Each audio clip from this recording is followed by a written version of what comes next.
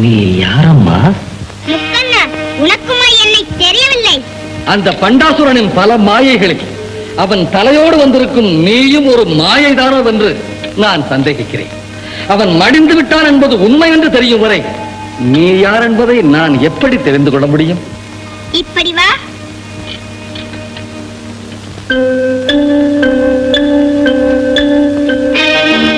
இப்பொழுது ஏற்பாடு செய்கிறேன்.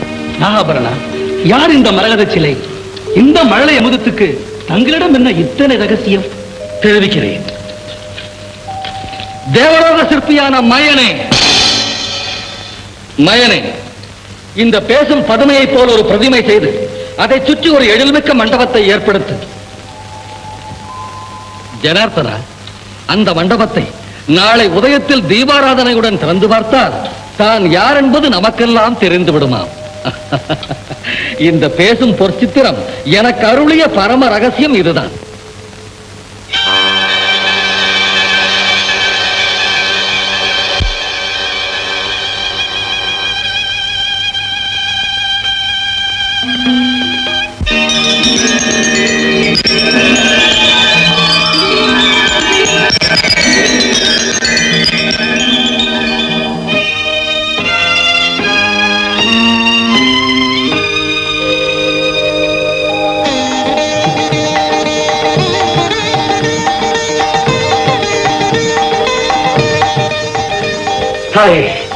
வாளை சிறுமையாக உதித்து பண்டாசுரனை வதைத்து ஆசாங்குசமும் கரும்பு வெல்லும் மலரும் கிளியும் கரங்களில் ஏந்தி கன்னி வடிவாக காட்சி அளிக்கும் அன்னை ஆதிபராசக்தியே.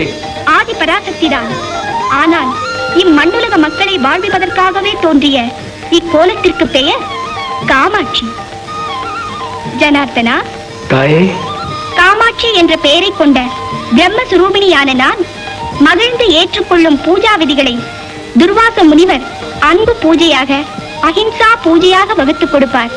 அதன்படியே நடக்கட்டும். ஆணை.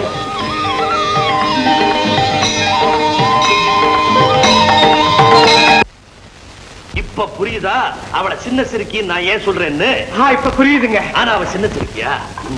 அண்டாண்ட கோணங்களை ஈன்றெடுத்த அன்னை அவள் எனினும் அவளை கன்னி என்று நான் சொல்லலடா, வேதங்கள் சொல்லுது, வேதங்கள் சொல்லுது. அவளுடைய திருவருளை அடையிறதுக்கு பூஜை புனஸ்காரம் ஜபதபம் எதுவுமே தேவையில்லை. பக்தனா இருந்தா நீ அவ கோவில்ல போய் அவளை கும்பிடணும். ஆனா குழந்தை உள்ளத்தோட அம்மா அப்படின்னு கூப்பிட்டா அவ உன் வீடு தேடி ஓடி வந்துருவா.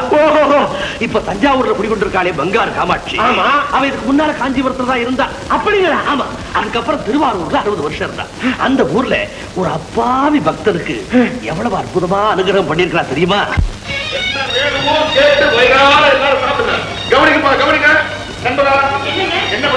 எல்லாருக்கும் பரிமாறிக்கிட்டு தானே இருக்க. அந்த மாதிரி பரிமாறக்கூடாது.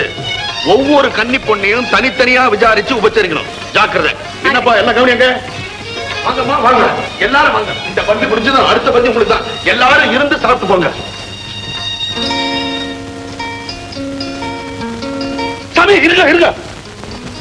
என்ன சாமி எச்சல சாப்பிடுறீங்க? வேணா சொல்றேன். கன்னி பொண்ணுங்களுக்கெல்லாம் முதல்ல போட்டுட்டு அப்புறம் மிச்சம் இருந்தாலும் மத்தவங்களுக்கு போடுவேன்.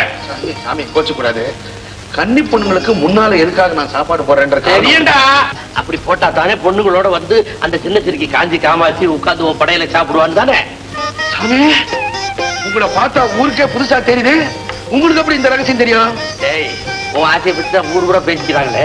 அதுக்கப்புறம் இப்படி கன்னி பொண்ணுங்களுக்கு சோறு போட்டா அந்த கூட்டத்தோட கூட்டமா ஆத்தா வந்து உட்கார்ந்து சாப்பிடுவான்ற ரகசியத்தை உனக்கு யார் சொன்னது? சொல்றேன் சாமி. தொண்டை மண்டலம்னு பேர் வந்தது, அதுக்கு என்ன காரணம்னு உங்களுக்கு தெரியுமா சாமி?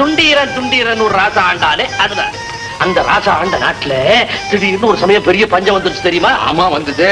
அங்க என்ன மாதிரி ஒரு கிறுக்கு பைய சாமி வந்து ராசா தினம் கன்னி பெண்களுக்கு கையால சோறு போட்டீங்கன்னா பஞ்சம் போயிடும் சொன்னா. ஆமா சொன்னா. அவன் அதை நம்பிக்கிட்டு தினம் சோறு போட்டான். ஆமா போட்டான். ஒரு நாள் அப்படி சோறு போடும்போது தன் கையால நெய் போட்டுக்கிட்டு இருந்தானா? போட்டானே.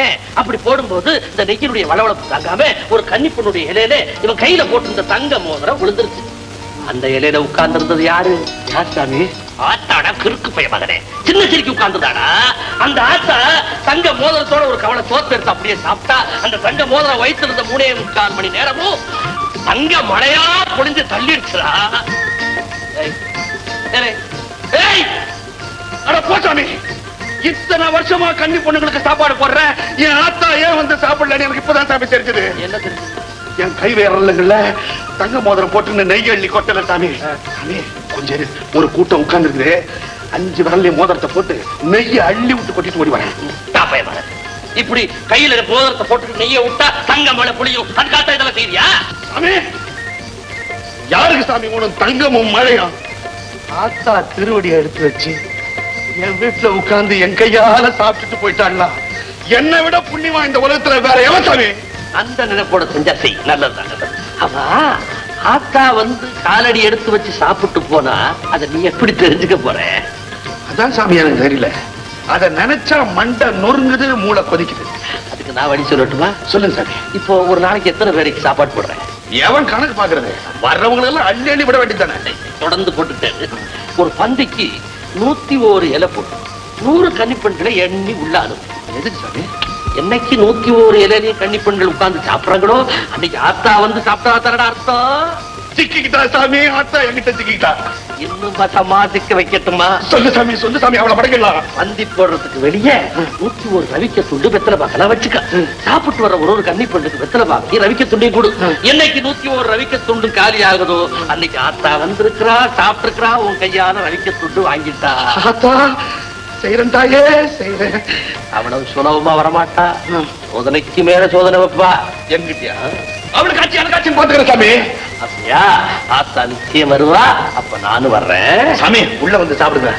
ஆத்தாளுக்கு சோறு போடுற வழிய பாடுற. முத்தன நம்ம காஞ்சிபுரத்துல இருந்து வந்திருக்கிற பங்கார காமாட்சியை 16 கால் மண்டபத்துல வச்சு பூஜை பண்ணிக்கிட்டு இருக்கோம்ல, அந்த மண்டபத்தை இடிச்சு நீதிமன்றம் கட்ட போறாங்க. என்னடா சொல்ற?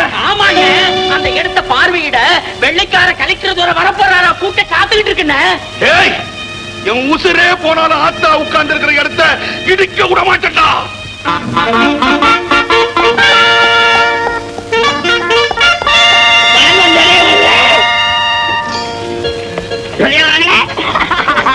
Thank you secretary. இந்த கோர்ட்டு காட்ட வேண்டுமா? ஆமா துறைகளே. ஆமாங்க, ஊருக்கு மையமா இருக்கு, வரவங்க பாருங்க, கோர்ட்டு சௌரியமா இருக்கும்ல. வெரி குட், இமிடியேட்டா இடிக்க சொல்லு. உங்க காலை சுத்தி கும்பிட்டு கட்டுறேன், இந்த கோயிலை இடிக்காதீங்க. இது எப்படி மேல் கோயில் ஆகும்? ஏன் ஆகாது? தாய் காமாட்சி வந்து தங்கி இருக்கிறாளே. What are you talking? இது இந்த காமாட்சி காஞ்சிபுரத்துல இருந்து குடி வந்த அம்மன் தானே? ஆமா. இது ஏற்கனவே பப்ளிக் வந்து தங்குற மண்டபம் தானே? ஆமா. அப்படி இருக்கும்போது எப்படி மேன் இது கோயில் சொல்றேன்?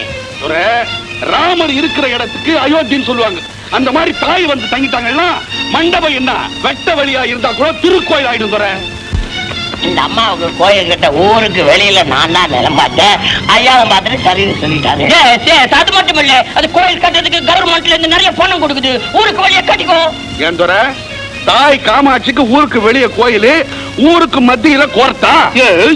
துரை, கோயில் இல்லா ஊர்ல குடியிருக்க வேண்டாம் சொன்னாங்களே தவிர கோர்ட் இல்லா ஊர்ல குடியிருக்க வேண்டாம் ஒருத்தருமே சொன்னதில்லை. Court is very very important. அடையே துரை, அவன் கோயிலா மதிச்சுட்டான்னா கோர்ட்டுக்கு எதுக்கு வேலை? ஒண்ணு செய்மன், நீ வேணா ஊருக்கு மத்தியில இந்த அம்மாவுக்கு வேற இடம் பாரு. என்ன துரை, அந்த அம்மாவுக்கே வேற இடம் பாருன்னு சொல்ற, ஏன் நீ கோர்ட்டு கட்டத்துக்கு வேற இடம் பாத்தியா? Second, he is adamant, he is talking too much. The order means order. Immediately அந்த மண்டபத்தை இடிக்க ஏற்பாடு பண்ணு. James, Coming, mother. Yes, mother.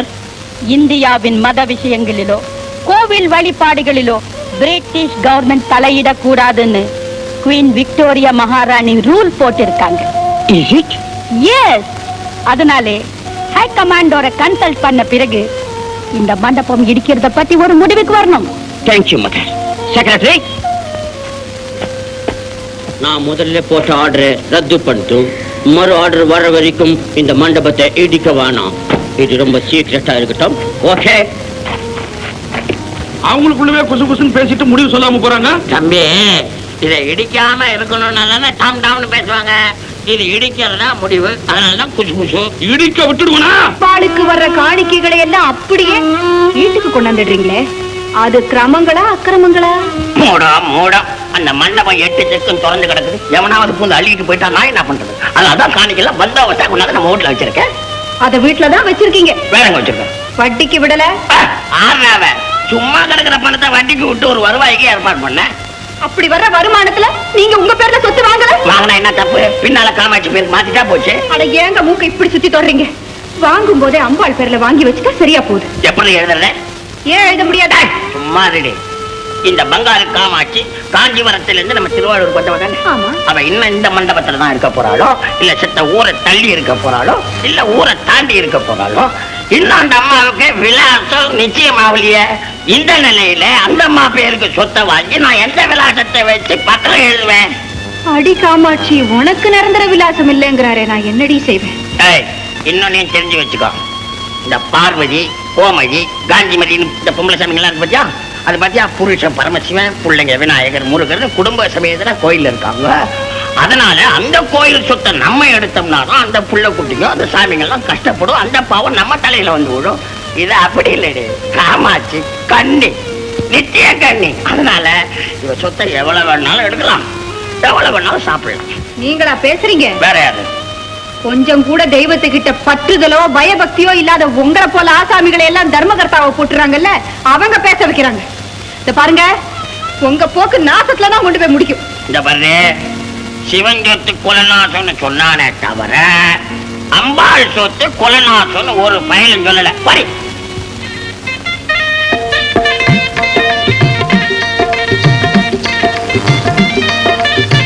மத்தண்டனே வணக்கம். தம்பி வர வேகத்தை பார்த்தா ஏதோ அவசரம் மாதிரி இருக்கு. ஆமா, நீ இது வரைக்கும் எவ்வளவு வாங்கிருக்க தெரியுமா? அட கணக்கு வழக்கெல்லாம் என்னண்ணே, நீ என்ன பொய்யா பேச போற? அது இல்ல அண்ணே, இப்பெல்லாம் எனக்கு நாளுக்கு நாள் செலவு அதிகமாகிட்டே போகுது. ஆகட்டும், நான் அடிக்கடி நேரடியா வந்து இங்க பணம் வாங்க முடியாது. வேணாம். அதனால என்னுடைய சொத்து பத்து, வீடு, பத்திரம் எல்லாம் இதுல இருக்குது. இதை வச்சுக்கிட்டு நான் எப்பப்ப பணம் கேட்கறனோ தட்டு தடங்கள் இல்லாம நீ கொடுத்துரு. இவ்வளவுதானே? இதுக்கு ஏப்பா 10 நாள் 8 நாள் எல்லாத்தையும் கொண்டாந்துருக்கேன். ஆமா, இப்ப உனக்கு எவ்வளவு வேணும்? 500 ரூபாய். இவ்வளவுதானே? அங்க என்ன தேர்ற பாய் அடையப்பா, உறுதி பத்திரம் எழுதுறதுக்கு காக்கா எனக்கு தேர்றேன். நான் ஒரு படிக்காத முண்டம், என்கிட்ட நீ உறுதி பத்திரம் இதெல்லாம் எழுது. அவசரம் தெரியாத பேசுறேன். நீ ஒரு கடுதாசி எடு, கை நாட்டு வச்சுட்டு போறேன், பணத்தை கொடு, அதுக்கப்புறம் என்ன வேணா எழுதி. நீ அதுவும் சேர்த்தான். இந்தப்பா இல்ல வை. ஆமா, உனக்கு நேரமே இல்லை. நீ அடிக்கடி கை நாட்டு வச்சு வந்துதானே ஆகணும். ஆமாண்ணே, நீ சொல்றது நியாயம் தான். அப்போ ஒரு 5 கண்டாச்சு கொடு, கை நாட்டு வச்சுட்டு போறேன், அடிக்கடி ஆள் அனுப்புறேன், நீ பணத்தை கொடுத்துனேன். அப்படி சொல்லி வை.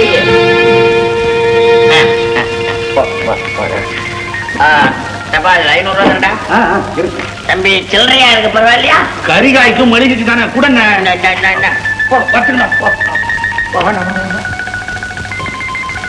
தம்பி என்ன கொஞ்சம் நில்லப்பா. என்ன இந்த ஆள்கிட்ட போய் வெத்து கடதாசல கை நாட்டு வச்சுட்டு வந்திருக்கியே, வெச்சா என்ன?